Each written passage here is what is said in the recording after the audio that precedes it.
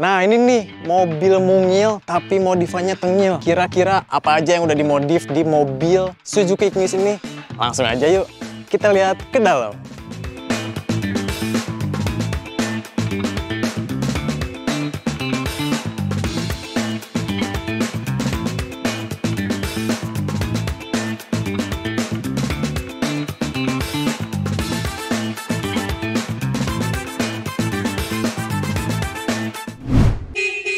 Oke Bremers, jadi aku udah ada di dalam Suzuki Ignis. Nah, jadi modifikasi yang aku sebutin itu, ini ada dua produk, yaitu head unit dan dashcam. Head unit Alpha 10 Pro Series Qualcomm Snapdragon. Ini jujur head unitnya gede banget ya, karena ukuran yang dipakai di mobil ini dia 10 inch. Nah, untuk dashcamnya sendiri, ini bisa dibilang layarnya cukup lebar juga, karena dashcam yang dipasang ini kan dashcam canggih 3 kamera tuh. Dia untuk ukuran layarnya sendiri, dia udah 12 inch, makanya lebih lebar dibandingin dashcam yang lain paling cuman 9,3 inch, 9,35 kayak gitu ya. Oke, langsung aja kita bahas dulu ke head unitnya. Nah, untuk layarnya dia kan udah 10 inch. Nah, 10 inch-nya ini dia udah 2K True Tone Color. Jadi warnanya bener-bener jernih, lebih jelas dan lebih tajam tentunya. Jadi kalau misalnya nonton Netflix nih, video favorit, video action, horror itu makin berasa, kita berasa di bioskop lah.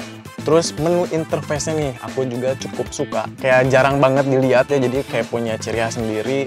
UI-nya ini bisa dibilang user friendly. Nah, masih di pembahasan layarnya nih, karena layarnya dia 10 inch, kalau kalian bisa lihat, ini tampilannya itu OEM look ya, jadi kalau misalnya dipasang di Ignis, ini masih oke banget, kayak head unit bawaan, cuman ya ukurannya jauh lebih besar ya dibandingin head unit bawaan. Jadi kalau misalnya mobil kamu nih, bukan Ignis gitu ya, misalnya Brio atau Innova, itu bisa banget pakai head unit ini, jadi tetap terlihat OEM look. Nah, jadi kayak gitu ya, layar dari head unit Alpha 10 Pro Series Qualcomm Snapdragon. Kita masuk ke spesifikasinya. Untuk spesifikasinya sendiri, si head unit ini udah dibekalin dengan RAM 8256 GB. Jadi dengan chipset Snapdragon, RAM-nya 8256 GB, itu ketika dikombinasiin jadi lebih kenceng dibandingin dengan Alpha 10 sebelumnya. Dan untuk sistem operasinya juga ini beda ya dari Alpha 10 sebelumnya. Kalau Alpha 10 sebelumnya dia Android-nya Android 10.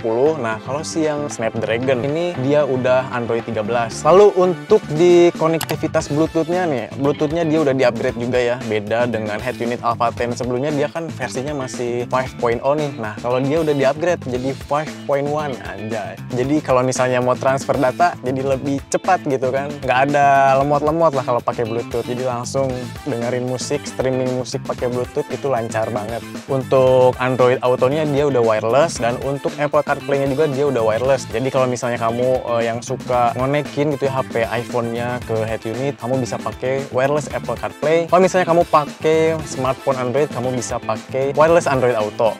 Jadi kalau misalnya mau akses Maps, Spotify, lagu favorit, pakai wireless Apple CarPlay itu bisa banget. Nah, jadi kurang lebih kayak gitu ya spesifikasi dan fitur yang ada di head unit Alpha 10 Pro Series yang Qualcomm Snapdragon. Nah, kita bakal bahas juga nih spion yang udah di-upgrade nih. Spion bawahnya kan kaca tuh ya.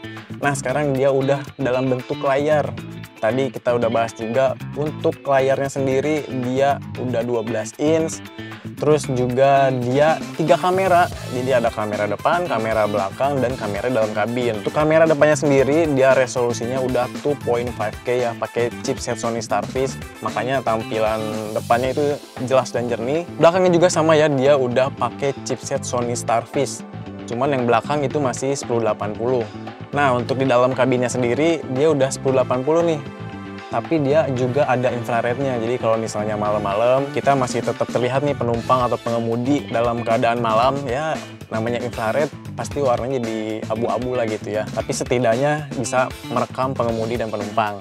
Nah, lanjut ya untuk ke Vision Tree ini kita masuk ke fitur. Nah, fitur dari Vision Tree ini sendiri, yang pertama dia udah punya monitoring parkir 24 jam. Nah, dari monitoring parkir 24 jam ini dia terbagi menjadi 3 bagian. Yang pertama ada collision detection, terus ada motion detection, terus yang ketiga ada low frame rate. Lalu untuk dashcam Vision Tree ini juga nih, kalau misalnya kamu nih punya mobil tapi nggak punya kamera mundur lumayan nih. Kalau misalnya kamu pasang dashcam Vision 3 ini, dia bisa juga tuh dijadiin kamera mundur ya. Jadi kalau misalnya nggak punya kamera mundur, kamu bisa pakai kamera belakang dari dashcam ini. Nah, kalau memorinya itu berapa sih? Nah, dashcam ini dia memorinya udah support up to 512 GB. Si dashcam ini juga dia udah punya fitur looping recording.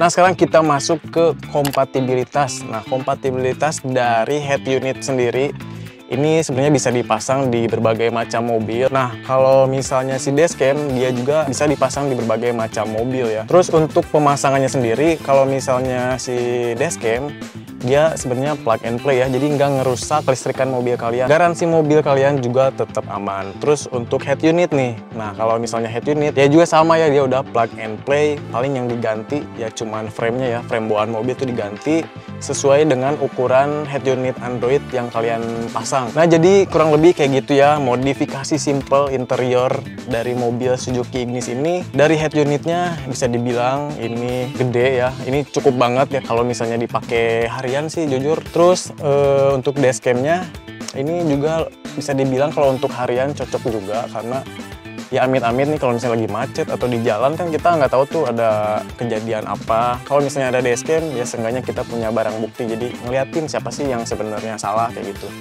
Jadi menurut aku pribadi untuk modifikasi simple head unit dan dashcam itu bisa dibilang cukup lah buat harian.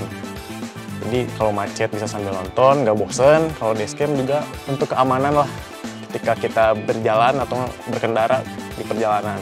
Nah, kalau misalnya kamu tertarik nih dengan salah satu produk yang ada di depan aku ini, misalnya mau head unit Alpha 10 atau Vision 3 atau bahkan kedua-duanya, kamu bisa langsung cek aja Brem Store di Tokopedia-nya Brem, atau kamu juga bisa pengen nanya-nanya dulu juga boleh banget. Kamu bisa langsung tanya aja, konsultasi ke nomor di bawah ini. Nah, yang paling mantep nih ya untuk garansi produknya sendiri ini untuk head unit 1 tahun, untuk dashcam itu 3 tahun. Jadi kapan lagi kamu punya produk yang garansinya panjang gitu ya. Jadi nggak usah khawatir kalau misalnya bukan human error bakal diganti langsung nih produknya, unitnya langsung diganti. Jadi aman lah, after salesnya juga oke banget. Oke, jadi itu aja yang bisa aku sampaikan di video kali ini. Nah, kurang lebih kayak gitu ya modifikasi simple dari Suzuki Ignis ini. Ya walaupun modifikasinya cuma di bagian interior aja, kayak ganti head unit, terus pasang dashcam. Nah, menurut kalian gimana dong? Bantu komentar kalau misalnya mobil ini dimodifikasi di bagian eksteriornya kira-kira apa dulu nih. Nah, mungkin itu aja yang bisa aku sampaikan video kali ini. Sampai ketemu lagi di video berikutnya.